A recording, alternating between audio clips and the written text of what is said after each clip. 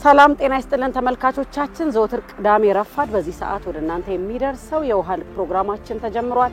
ዘቢባ ሁሴን ነኝ። የዛሬውን የውሃ ልክ ፕሮግራም እየመራው አብሬያችሁ ቆይታ የማደርግ ነው የሚሆነው። እንግዲህ የውሃ ልክ ፕሮግራማችን ሁሌም እንደምንለው የኮንስትራክሽን ዘርፍ ላይ ትኩረቱን እያደረገ የሚዘጋጅ ፕሮግራም ነው። እንደሚታወቀው ደግሞ የኮንስትራክሽን ዘርፍ እጅግ በጣም ግዙፍ ዘርፍ ነው።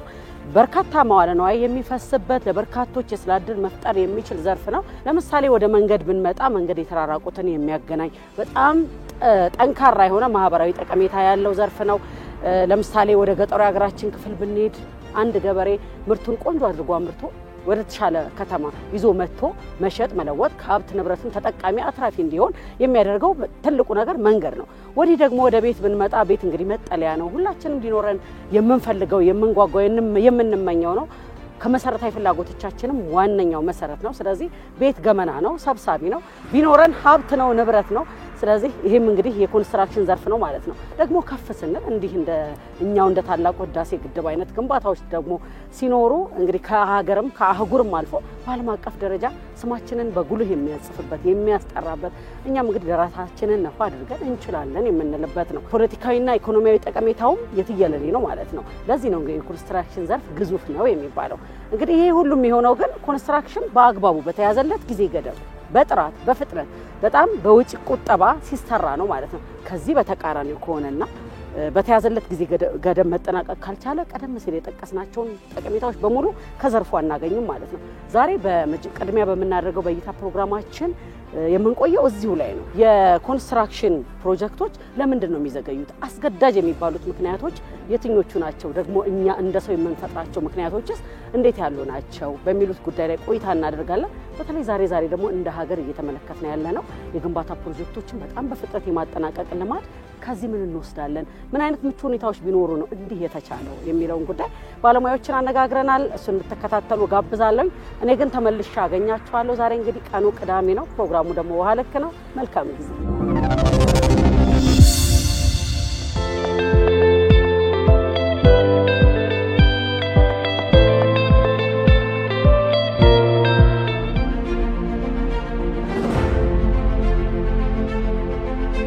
የኮንስትራክሽኑ ዘርፍ የበርካታ እጆች ህብረት ነው። ከአሰሪው አካል ጀምሮ ዲዛይን ነዳፊው፣ ስራ ተቋራጩ፣ አማካሪው፣ ገንዘብ ሰጪው ተቋም፣ ሰራተኞችና ፕሮጀክቱ ሲጠናቀቅ የሚጠቀሙበት አካላት ማንነት ጭምር ታሳቢ የሚደረጉበትና የሚሳተፉበት ዘርፍ ነው። እነኚህ አካላት ለፕሮጀክቱ መፍጠንም ሆነ መዘግየት ትልቁን ሚና ይጫወታሉ። ለመሆኑ ፕሮጀክት ዘገየና ፈጠነ የሚባለው መቼ ነው? ፕሮጀክቶች ዘገዩ የምንለው መጀመሪያ አንድ ፕሮጀክት የተሰጠው የጊዜ ገደብ አለ። ከዚህ ቀን እስከዚህ ቀን ድረስ ይሄ ፕሮጀክት ተሰርቶ ተጠናቆ ለአገልግሎት ይውላል ወይም ስራውን የወሰደው አካል በዚህ ቀን ውስጥ ያስረክባል ይባላል። ያንን ቀን ሚቲጌት ማድረግ ካልቻለ ወይም ያንን ቀን በትክክል ማሳካት ካልቻለና ከዛ ቀን ውጭ ተጨማሪ ቀኖችን የሚጠቀም ከሆነ ፕሮጀክቶቹ ወይም ፕሮጀክቱ ዘግይቷል እንላለን። አንድ ኮንስትራክሽን በጊዜው ተጠናቀቀ የምንለው መሬቱ ኖሮ ባለቤቱ ምን እንደሚሰራ አውቆ ዲዛይን የሚያደርግለትን መርጦ ኮንስትራክሽን የሚሰራለትን መርጦ የገንዘብ ችግር ሳይኖርበት ኳሊቲውን ኮምፕሮማይዝ ሳያደርግ በተወሰነው ጊዜ ከጨረሰ ፕሮጀክት በአግባቡ ተፈጸመ እንላለን። እኛ ሀገር ስለ ፕሮጀክት መዘግየት ብዙ ጊዜ ስናወራው የኮንስትራክሽን ፌዝ ነው። ግን ትልቅ የሚባልም ዲሌይ መዘግየትም ደግሞ ዲዛይንም ላይ አለ። በፊት በአብዛኛው ዲዛይን ቢልድ ስለነበር የምናደርገው ዲዛይን አድርገን የዲዛይን ጨረታ እናወጣለን፣ ኮንሰልታንት እንመደባለን፣ ኮንሰልታንቱ ዲዛይን ይሰራል፣ ቢል ኦፍ ኳንቲቲ ይሰራል። ሁሉንም ነገር ከጨረሰ በኋላ ነበር ኮንስትራክሽን እንደገና ጨረታ የምናወጣው። ቀላል የማይባል መዘግየት የዲዛይን ውሎችም ላይ አለ፣ እንዲሁም የኮንስትራክሽን ውሎች ላይ አለ። አንድ ፕሮጀክት መጀመሪያ ኮንትራክት ሳይኒንግ ይኖራል፣ ውለታ ይዋዋላል። ከዛ በኋላ የሞቢላይዜሽን ፔሪድ አለ። ሞቢላይዜሽን ፔሪድ ማለት አንድ ስራ ተቋራጭ እቃዎችን የሚያስገባበት፣ ቢሮዎችን የሚያደራጅበት፣ እንደዚህ ነገሮችን ቅድመ ግንባታ የሚያከናውንበት ነው። ከሞቢላይዜሽን ከሳይት ሃንዶቨር ከርክክብ በኋላ ሞቢላይዜሽን ፔሪድ አለ። ከዛ በኋላ ስራውን ይጀምራል ማለት ነው እና ኢንቴንድድ ኮምፕሊሽን ታይም አለ። በሁለታው ላይ 100 ቀን 200 ቀን 180 ቀን 360 ቀን እንደዚህ ተብሎ የተቀመጠ አለ። ዘገየ የምንለው የሞቢላይዜሽን ፔሪዱን ሲደመር እዛው ላይ የተቀመጠችው ቀን እነሱ ካለፈ በኋላ ዘገየ ይባላል። ለፕሮጀክት መዘግየት በውል ላይ የሚሰፍሩ አስገዳጅ ምክንያቶች አሉ። እነዚህ ምክንያቶች ከባለቤቱ ከስራ ተቋራጩና ከአማካሪው አቅም በላይ ሲሆኑ በተፈጥሯዊና በሰው ሰራሽ ክስተቶች የሚፈጠሩ ናቸው። ይህ አይነቱ መዘግየት ከግምት ውስጥ የሚገባና የጊዜ ማራዘሚያ የሚያሰጥም ነው። አስገዳጅ የሆነ ወይም ስራውን የሚሰራው ኮንሰልታንት ወይም ኮንትራክተር ከነሱ ቁጥጥር ውጪ ያለነሱ ጥፋት ወይም ከነሱ ጋር ባልተያያዘ ምክንያት ፕሮጀክት ሊዘገይ ይችላል። ለምሳሌ ሳይቱን በጊዜ ሳናስረክብ ቀርተን ወይም ሳይቱ ላይ መነሳት ያለባቸው ሰዎች ሳይነሱ ካሳ ሳይከፈላቸው ቀርቶ ሊዘገይ ይችላል። ዝናብ ዘንቦ ወይም ክላይሜት አስቸግሮን ልንዘገይ እንችላለን። በተለያዩ እንደዚህ አይነት ምክንያቶች ኤክስኪውዝ የሚደረግ ዲሌይ ያጋጥማል። ዝናብ ዘነበ ቢባል እና ስራው በዝናብ ምክንያት መስራት አልቻልኩም ብሎ ሲል ዝናብ አስገዳጅ ሁኔታ አይደለም። በአመት ውስጥ ዝናብ እንደሚኖር ይታወቃል። ነገር ግን የኢትዮጵያ ሜትሮሎጂካል ኢንስቲትዩት የዘንድሮ ዝናብ ባለፉት 30 አመት ያልነበረ ነው ካለ ያንን ፕሬዲክት ማድረግ ስለማይቻል ፎርስ ሜጀር ውስጥ ይገባል ማለት ነው። በአገሪቱ ውስጥ ኢንፍሌሽን የዋጋ ቢከሰት ማለት ነው። በዚህ ምክንያት ሊዘገይ ይችላል። የኮንስትራክሽን እቃዎች በየጊዜው ዋጋቸው ይጨምራል። ይሄም ሊዘገይ ይችላል በሁለታው ላይ በደንብ ካልተቀመጠ ማለት ነው። ከዚህም ውጪ በሴኩሪቲ በጸጥታ ችግር ሊዘገይ ይችላል። ከአቅም በላይ በሆኑ ችግሮች አሉ። ለምሳሌ እንደ ወረርሽኝ ባለፈው የኮቪድም እናስታውሳለን።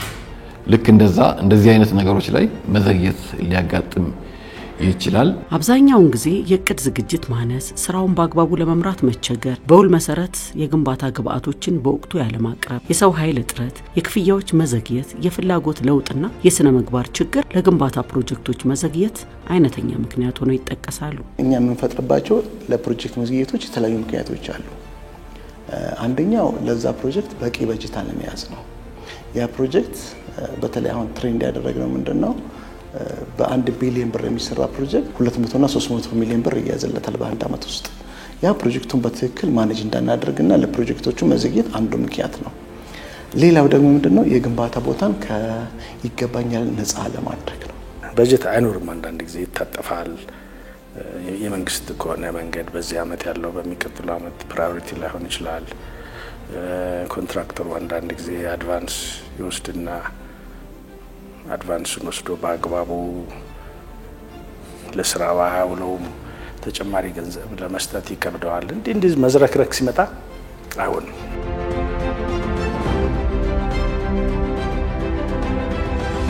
በአንድ ፕሮጀክት ውስጥ በዋናነት ብዙ ተዋናዮች ቢሆኑም በዋናነት ስራ ተቋራጭ፣ አማካሪና ባለቤት ይኖራል። በእነኚህ በሶስቱም በእያንዳንዳቸው ሊዘገይ ይችላል። ለምሳሌ በባለቤት ሊዘገይ ይችላል። ባለቤት እቅዱን በትክክል ሰርቶ ባለማቅረቡ የስራ ቦታውንም በወቅቱ ካላስረከበ በባለቤት ምክንያት ሊዘገይ ይችላል። እርስ በርስ በባለቤት ምክንያት ዲዛይኑ ሐሳቡ ጥንቅቅ ብሎ ካላመጡና ለባለሙያዎቹ ካላቀረቡ በእነሱ ምክንያት ሊዘገይ ይችላል፣ በባለቤት ምክንያት ማለት ነው። በኮንሰልታንቱ በዲዛይን በዶክመንቴሽን በተለያዩ ምክንያቶች ድሮይንጎች በጊዜ ባለመሰጠት ድሮይንጎች በመቀየር በእንደዛ አይነት የሚዘገይ ይኖራል። ክላይንቱ በቂ በጀት ባለመመደብ ፕሮጀክቱን በትክክል ዲሲሽን ባለመስጠት በተለያዩ ነገሮች ክላይንቱም ሊያዘገየው ይችላል። እንዲሁም ኮንትራክተሩ ደግሞ በቂ የሆነ ፋይናንስ ባለማስቀመጥ የሚጠበቀውን ማሽንና የሰው ኃይል ባለመመደብ ፕሮጀክቱ በደንብ አድርጎ ፕላን አድርጎ ኤክስኪዩት ባለማድረግ ከፍተኛ የሆነ ዲሌይ ይፈጠራል። የግንባታ ፕሮጀክቶችን በታሰበላቸው ጊዜ ያለማጠናቀቅ ችግር የዓለም ሁሉ ችግር ነው። አንድ የሥራ ተቋራጭ ውሉ ላይ በተቀመጠው የጊዜ ገደብ መሰረት በወቅቱ ሰርቶ ያለማጠናቀቁ ለአሰሪው አካል ወይም ለባለቤቱ የጊዜ መቀጫ የመክፈል ግዴታ እንዳለበት ሕጉ ያስቀምጣል። በሁሉም ዓለም ላይ ፕሮጀክት ይዘገያል አሳማኝ ምክንያት ካለ ማለት ነው። ያ ግን ቀድሞ ሞኒተር መደረግ አለበት። ስራ ተቋራጩ ቀኑ ከመድረሱ በፊት ፕሮጀክቱ ሊዘገይ እንደሚችል ማሳወቅ አለበት። ፕሮጀክቱ ሊያዘገዩ የሚችሉ ምክንያቶች ካሉ እሱን ክሌም ማቅረብ አለበት። ኢንቴንት ማለት ምን ማለት ነው? ይሄ ነገር ሊያዘገየኝ ይችላልና እወቅልኝ በኋላ ቢዘገይ ይጠይቃለሁ የሚል ኢንቴንት ኦፍ ክሌም አለ። ኢንቴንቱን መግለጽ አለበት። እንደ ሀገር እንደ ችግር እያየን ያለ ነው ምንድነው ያልተጠናቀቁ የጨረታ ሰነዶች ወደ ግንባታ እየገቡ እየተቸገርን ያለበት አንዱ ኢሹ ነው። ይሄ ማለት ምንድነው አንደኛው በእውቀት ማነስ፣ ሁለተኛው ግን ሆን ተብሎ የሚደረግ ግንባታ የዲዛይን ለግንባታ የሚያስፈልገው ዲዛይን የጨረታ ሰነድ በሚገባ መልኩ ሳይዘጋጅ ወደ ጨረታ እንዲገባ ይደረጋል። ይሄ በሚሆንበት ሰዓት ላይ ልክ ስራው ከተጀመረ በኋላ ይሄ ዲዛይን ጎደለ ተብሎ ፐርፐዝሊ ያው በኋላ የምናነሳው ይሆናል። ከዋጋ ጋር ከጥራትም ጋር ተያያዥነት አላቸው። ከዛ ደግሞ ባለቤት ላይ ስንመጣ ኮንትራክተርን አሰርቶ መክፈል። ብዙ ጊዜ አንዳንዴ ስራ የሚቆመው ኮንትራክተሩ ስራ ሰርቶ ይሄን ያህል ሚሊዮን ብር ይከፈለኛል ሲል 6 ወር አይከፈለው፣ በቃ ይቆማል፣ ጥሎ ይወጣል። ሲመጣ ተበላሽቶ ተጠብቃል፣ እንደገና ተስተካክሎ እንደገና ለምንድን ነው ባለቤት የማይከፍለው ሲባል አንዱ እንግዲህ በጥናት የተደገፈ ፋይናንሻል ፕላን ያስፈልገዋል። አንድ ፕሮጀክት ተጀምሮ እስኪያልቅ ምን ያህል እንደሚያስፈልገው ሳቅ ፕሮጀክት መጀመር ለኔ ትልቁ ጥፋት ነው።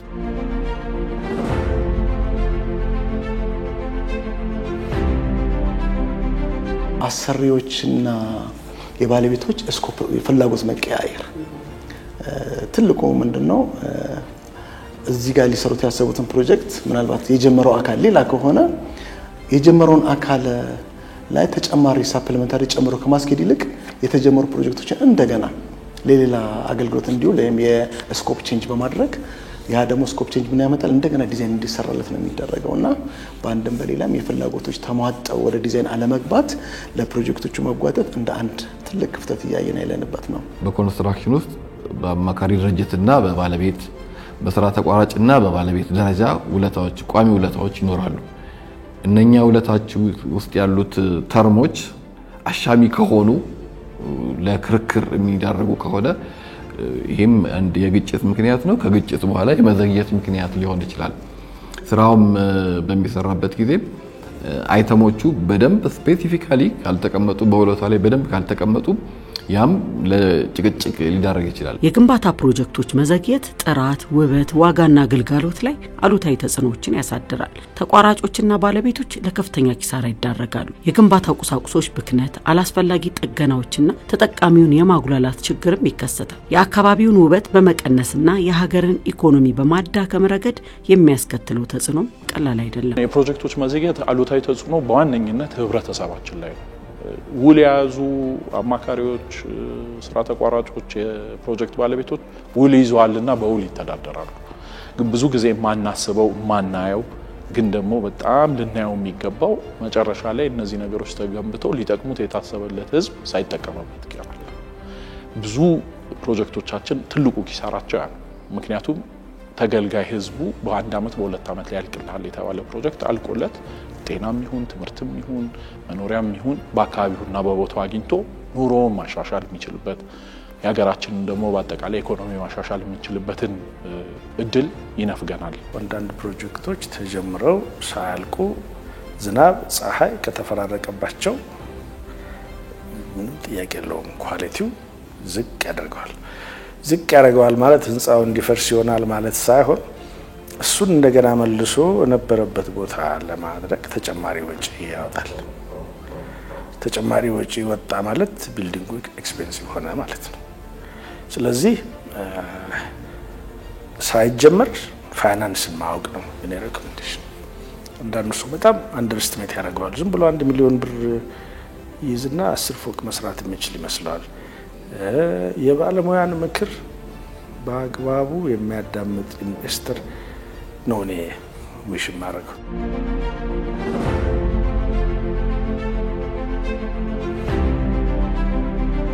የሚዘገይበት ጊዜ ከጥራቱም ከቴክኖሎጂም ይርጋል። ፈንክሽኑም አካባቢው ዴቨሎፕ እሱ ተኝቶ እያለ ተቸክሎ ሆኖ ሌሎቹ አድገው ሲመጡ እንደገና ለማሻሻል ይላል።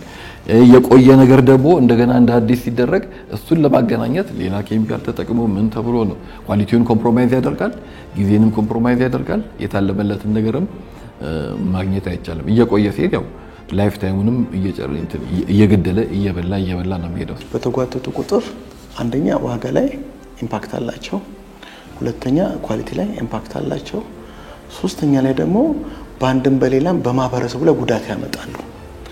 በተጓተተ ቁጥር ቦታውን ማኔጅ የሚያደርገው የሚያስተዳድር አካል ባለመኖሩ ምክንያት በቀላሉ ለአደጋ ተጋላጭ ይሆናሉ።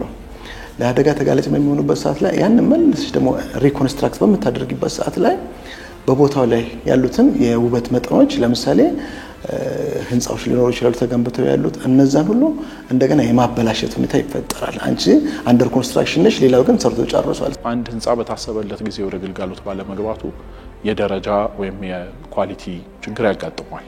ጥራት ባለው ሁኔታ በአጭር ጊዜ ተሰርቶ ማለቅ ያለበት ነገር ለረጅም ጊዜ በመቆየቱ የተገጠሙ ነገሮች እድሜያቸውን በአግባቡ እንዳይሰሩ በማድረግ መነቃቀል፣ መሰረቅ፣ እንደገና ተመልሶ ያንን ለመስራት መሞከር ከጊዜ ጋር ገንዘብ እየጨመረ ስለሚመጣ ደግሞ እንደገና በጨመረ ገንዘብ ደግሞ ኳሊቲ የሆነ እቃ ገዝቶ ለማስገባት ተጨማሪ ችግር ይፈጥራልና ፕሮጀክቶች በዘገዩ ቁጥር እየተወሳሰቡ እየከበዱ ነው የመጡት። ስለሆነ ፕሮጀክቶችን በታሰበላቸው ጊዜ መጨረስ ወይም ከታሰበላቸው ጊዜ በፊት መጨረስ የሁላችንም ኃላፊነትና ግዴታ ነው መሆን ያለበት። ዛሬ እንደ ሀገር የኮንስትራክሽኑ ዘርፍ ላይ እየታየ ያለው ምርታ ይበል የሚያሰኝ ነው። ፕሮጀክቶችን ከታለመላቸው ጊዜ ፈጥኖ ማጠናቀቅ የምናየው እውነት ሆኗል። ይህን ልማድ አድርጎ ማስቀጠል ደግሞ በዘርፉ የተሰማሩ አካላት ኃላፊነት ነው። ማሳያችን የህዳሴን ግድብ መውሰድ እንችላለን። ድል ያደረገ ልክ የለውጡ መንግስት ሲመጣ በአንድ ጊዜ ነው ኮፓፕ ያደረገው። እንደዚሁ ደግሞ የአንድነት ፓርክን መመልከት እንችላለን። በየክልሉ ያሉትን የቱሪስት መዳረሻ ሎጆችን መመልከት እንችላለን። በተቀመጠላቸው ጊዜ ሳይሆን ከተቀመጠላቸው ጊዜ ባጠረ መልኩ ነው እየተከናወኑ ያሉት። ስለዚህ መስራት እየቻል ራሳችንን ሽባ ያደረግነው እኛው ራሳችን ነን። ዛሬ ግን ምን ትልቅ ትምህርት ወስደናል። እንደ ሀገር መስራት ይቻላል። ኮንትራክት ማስተዳደሩን በባለቤት ሙያው በሚፈቅድለት ሰው ማሰራት የምንችል ከሆነ የተቀመጡ ቀደም ለፕሮጀክት መጓተትና ምክንያት ናቸው ያልኩሽ ነገሮች አሉ። ለምሳሌ በጀት ራይት ዌይ ችግር፣ በእውቀት መመራት የምንላቸውን ችግሮች በትክክል ወደ ተግባር በመናወጣቸው ሰዓት ላይ አሁን ያለውን ትልቅ ተሞክሮ እንደ ትልቅ ትምህርት እየወሰደን መስራት የምንችልበት ትልቅ ማስተማሪያ ነው ብዬ ነው የምወስደው። አሁን በአሁኑ ጊዜ ያለው ለየት ብለን ብናየው ነው የሚሻለው። ለምንድነው እንደኛ መንግስት ከከፍተኛው አመራር ጀምሮ ትኩረት ሰጥቶበት የሚንቀሳቀስ ነው። ይሄ ነገር መጨረስ አለብን ተብሎ በሚኒስትሮች ምክር ቤት ወይም በከንቲባ ጽሕፈት ቤት ተወስኖ በጀትም ተበጅቶ ኮንትራክተሮቹም 24 ሰዓት እንዲሰሩ ተደርጎ የሚሄድ ነው። ስለዚህ እንደዚህ ከሆነ ለኛ በተለይ እንደ መሐንዲስ እንደዚህ አይነት ኦፖርቹኒቲ ቢገኝ ስራዎች ቶሎ ይቀላጠፋሉ፣ ኳሊቲያቸውን የሚጠብቀው በሰዓቱ ለህብረተሰቡ ይደርሳሉ፣ የሀገራችንንም ኢሜጅ ይቀይራል።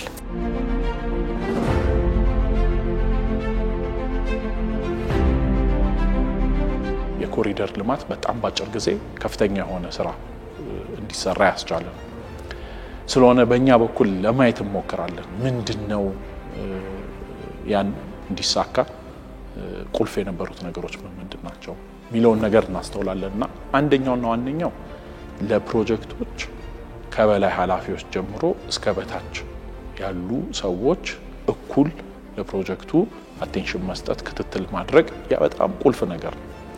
ምክንያቱም ፕሮጀክቶች መጨረሻ ላይ በሰው ልጆች ነው የሚሰሩት። ተባብረን ቁጭ ብለን ተነጋግረን የምንሰራቸው ነገሮች ናቸው።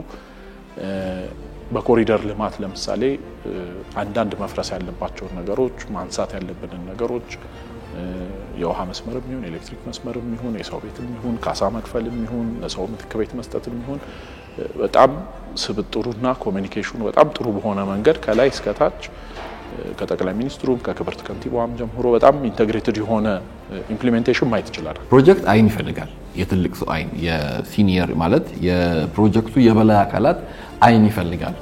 ማንኛውም ፕሮጀክት ቅድም 3 ፓርቲዎች ይሆናል የባለቤት አሁን በእኛ ሀገር በአዲስ አበባ በከተማችን ኦብዘርቭ ያደረግነው የባለቤት ክትትል በጣም ጨምሯል። የመንግስት ኃላፊዎች በየጊዜው ይሄዱ በፊት እንደነበረው ድንጋይ ያስቀምጦ በኋላ ላይ መልሶ ለመቁረጥ ሳይሆን በየመሃሉ ፎሎ እያደረጉ የሚከታተሉት ነገር ይሄ ለግል ሴክተሩ ጥሩ ልምድ ሊሆን ይገባል። ትክክለኛ የፕሮጀክት አዋጭነት ጥናት ከማካሄድ ጀምሮ ዲዛይኖችን ጥንቅቅ አድርጎ በመንደፍ በዘመናዊ ቴክኖሎጂዎች በመታገዝና የፕሮጀክት ክትትልና ቁጥጥር ስርዓትን በመዘርጋት ፕሮጀክቶችን በተያዘላቸው የጊዜ ገደብ ማጠናቀቅ ዘመናዊነት ነው የፕሮግራሙ መልእክት ነው። ኮንስትራክሽን ኢንጂነሪንግ የሀገሪቱ ትልቅ ኢኮኖሚ አንቀሳቃሽ ነው። በርካታ ሰዎች እድል ፈጥረዋል። በኮንስትራክሽን ሴክተር ውስጥ የምንጠቀማቸው ብዙ እቃዎች አሉ።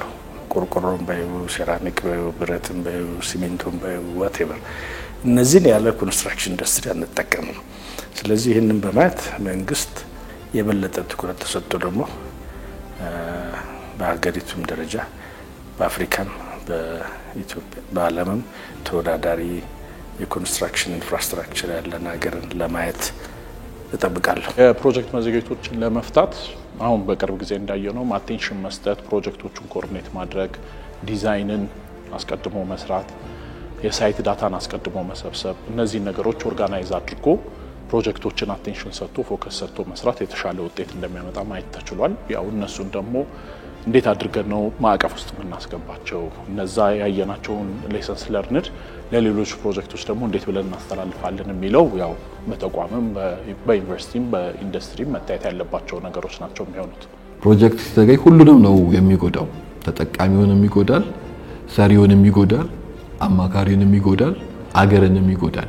ስለዚህ ፕሮጀክትን ሲጀምር በመጀመሪያ ፕሮፐር የሆነ ፕላን ለዲዛይን እና ለፕላኒንግ ጊዜ ወስዶ በደንብ ካስኬድ አድርጎ ስራዎችን በደንብ በዝርዝር አድርጎ ይሄን ማይሰራል፣ ይሄን ከሌ ይሰራል፣ ይሄን ከሌ ይሰራል፣ ይሄን በዚህ ቀን ሰራለው፣ ይሄኛውን በዚህ ቀን ሰራለው፣ ይሄን ስራ ከሰራው በኋላ ይሄኛው ስራ ይቀጥላል፣ ይሄን ስራ ለመስራት ይሄ ያስፈልገኛል፣ ይሄ ያስፈልገኛል፣ ይሄን ስራ ለመስራት የአካባቢው ሴታፕ ይሄ መሆን አለበት ብሎ በደንብ ጥንቅቅ ብሎ ያለቀለት በወጉ የተሰናዳ ማለት ነው። በወጉ የተሰናዳ ፕላን ማዘጋጀት ያስፈልጋል።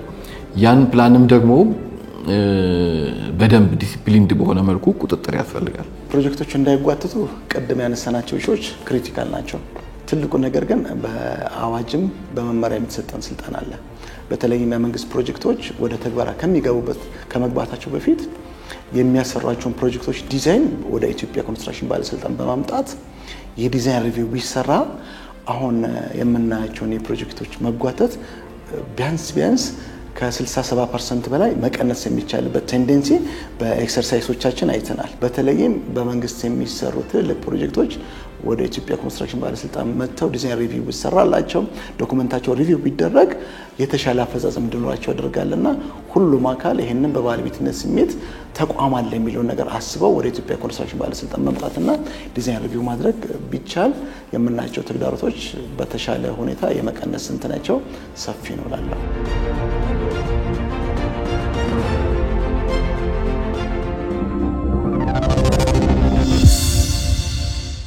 ተመልሰን ተገናኝተናል። የተወደዳችሁ ተመልካቾቻችን የውሃ ልክ ፕሮግራማችንን እየተከታተላችሁ ስለሆነ እጅግ አድርገን እናመሰግናለን። ቀደም ሲል እንግዲህ በእይታ ፕሮግራማችን በሀገራችን ኢትዮጵያ ውስጥ ያሉ የኮንስትራክሽን ግንባታዎች እንግዲህ አይዘግዩብን፣ ከተማችን ሀገራችን ከዚህ በላይ ከፍታ ከዚህ በላይ ውበት ይገባታል ስንል ነበር ፕሮግራሙን ያዘጋጀነው።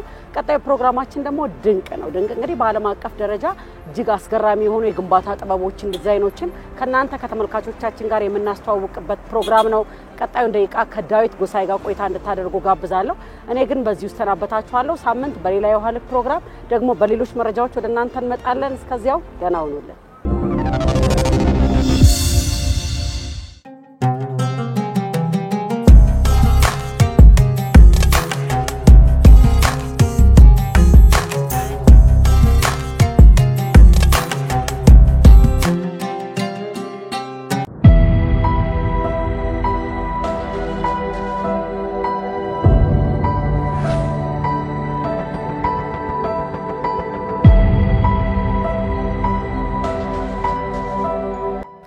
ሺህ ኪሎ ሜትር ርዝማኔ ህልም መሳይ እውነት የሆነ መንገድ 14 ሀገራትን የሚያስተሳስር ድንቅ ሀገራት ልፋት ውጤት የሆነ ዓለም ካርታ ላይ ለውጥ ያመጣ የምድራችን ረጅሙ መንገድ ፓን አሜሪካን አውራ መንገድ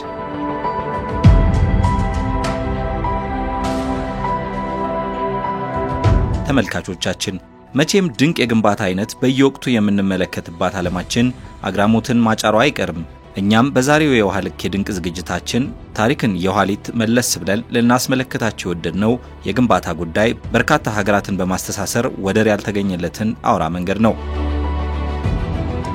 ከሰሜን አሜሪካ ፕሩዶ ቤይ ተነስቶ በደቡብ አሜሪካ ዩሹያ አርጀንቲና መዳረሻውን ያደረገው የዓለማችን ወደር የለሹ መንገድ ካናዳን፣ ሰሜን አሜሪካን፣ ሜክሲኮን፣ ጓቲማላን፣ ኤልሳልቫዶርን፣ ሆንዱራስን፣ ኒካራጓን፣ ኮስታሪካን፣ ፓናማን፣ ኮሎምቢያን፣ ኤኳዶርን፣ ፔሩን፣ ቺሊን እና አርጀንቲናን ያገናኛል።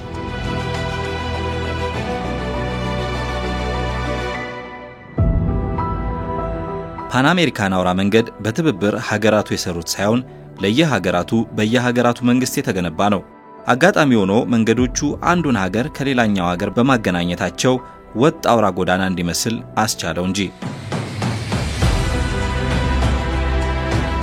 ይሄው አውራ ጎዳና መንገድ ደረን ጋፕ በሚባል ጥቅጥቅ ደን ውስጥ በፓናማና ኮሎምቢያ መካከል ክፍተት ያለው መሆኑ ይህም ምንም ተሽከርካሪ ይሁን ጭነት በመርከብ እንዲሸጋገር በማድረግ የሰሜን አሜሪካንና ደቡብ አሜሪካንን ግንኙነት ያቋርጣል። መንገዱ በተለያዩ ሁኔታዎች ውስጥ ለብዙ አገልግሎት እንዲውል ተደርጎ ነበር ለግንባታ የበቃው። እንደ ምሳሌ እንኳን ብንወስድ በኮስታሪካና ፓናማ መካከል ምንም መንገድ አልነበረም። የፓናማ ሰርጥን በጦርነት ወቅት ለመጠቀም በማሰብ የሰሜን አሜሪካ ወታደር አባላት የሆኑ ኢንጂነሮች የመንገዱን ግንባታ እንደ አውሮፓውያን አቆጣጠር በ1941 እንደጀመሩት ይነገራል። በ1884 የአሜሪካ ምክር ቤት የባቡር መሰረተ ልማት መላው አሜሪካን እንዲያገናኝ ሆኖ ለመስራት ታሰበ። ይህም የደቡብ አሜሪካ ሀገራትን እንዲያካትትም ተሰመረበት። በ1889 ግንባታው ቢጀመርም በፓናማ ነፃ መውጣት ምክንያት የፓናማ ሰርጥ ግንባታ ላይ ትኩረት በመደረጉ የባቡር ግንባታው ሐሳብ ውድቅ ሆነ። እንደ አውሮፓውያን አቆጣጠር በ1923 በተደረገው አምስተኛው የአሜሪካ ስቴቶች ጉባኤ መኪኖች የባቡር ሚናን እንዲተኩ ተወሰነ። ለዚህም ሲባል የመንገድ መሰረተ ልማት እንዲገነባ ሆነ። በመንገዱ ፕሮጀክት ዙሪያ የተደረገው የመጀመሪያው ጉባኤም በ1925 ቦነስ አይረስ አርጀንቲና ተደረገ። በመጨረሻም በ1937 በሁሉም ሀገራት በተደረገ ስምምነት የፓን አሜሪካን አውራ መንገድ እውን ሆነ። በሰሜን አሜሪካኖቹ ዘንድ ከመነሻ እስከ መድረሻ የሚሆኑት በግልጽ የሚታወቁበት የመንገዶቹ ነጥቦች በደቡብ አሜሪካ ሀገራት በኩል ግን ግልጽ ነጥብ ለማስቀመጥ እንደሚያስቸግሩ ይነገራል።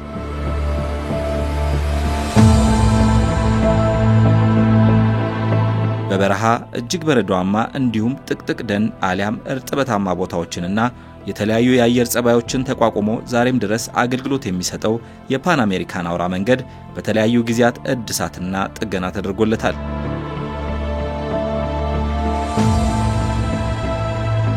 ከፍተኛ የንግድና ማህበራዊ እንቅስቃሴ የሚያደርገው ይኸው መንገድ በዓለም ላሉ ሌሎች አህጉራትም እንደ ምሳሌነት ይነሳል። በአፍሪካ፣ በእስያ፣ በአውሮፓም ተመሳሳይ ይዘት ያላቸው መንገዶች አሉ። የፓን አሜሪካን አውራ መንገድ ሙሉ የአስፋልት ንጣፍ፣ የኮንክሪት አስፋልት አሊያም አልፎ አልፎ ደግሞ የጥርጊያ መንገዶችን ያካተተ የ14 ሀገራት ድምር ሥራ ነው።